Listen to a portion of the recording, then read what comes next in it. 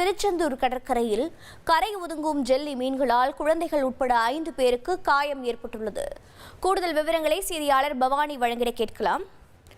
பவானி வணக்கம். தற்போது குழந்தைகளுக்கு ஏற்பட்டுள்ள பாதிப்புகள் என்னென்ன?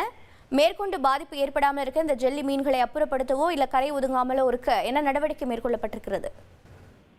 கண்டிப்பாக. அதாவது திருச்செந்தூர் கடற்கரையில அதிகப்படியான ஜெல்லி மீன்கள் தற்பொழுது கரை ஒதுங்கி காணப்பட்டு வருகின்றது.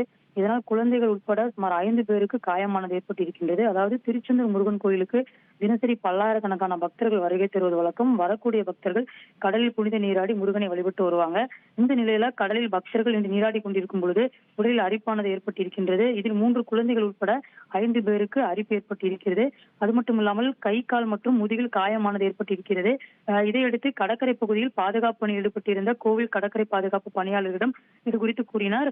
இதையடுத்து கடற்கரை பகுதியில் ஆய்வு செய்த பணியாளர்கள் ஜெல்லி மீன்கள் கரை ஒதுங்குவதை பார்த்துள்ளனர். இந்த ஜெல்லி மீன்களால் உடலில் அரிப்பு ஏற்படுவதோடு தோல் நோய் மற்றும் அபாயமும் ஏற்படக்கூடிய சூழலானது நிலவி இருக்கின்றது.